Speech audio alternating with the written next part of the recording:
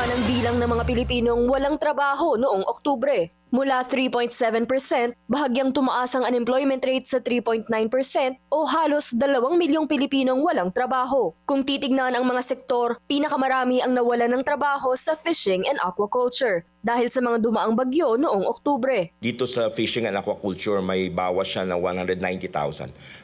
Doon sa mga subsectors, ito yung may pinakamataas. Ang nakikita namin talaga itong mga bagyo.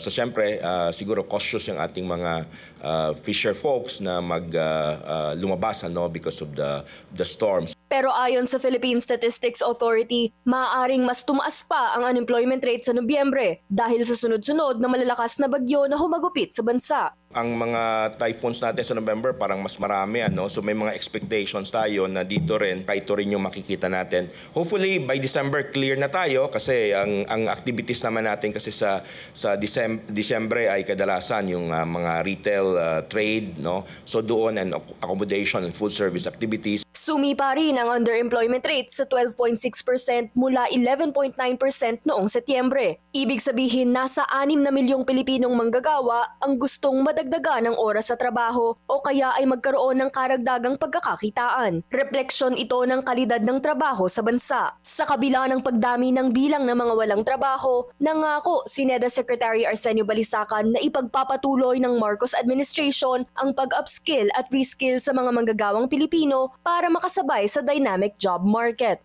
Para sa Agenda, Sujin Kim, BNC.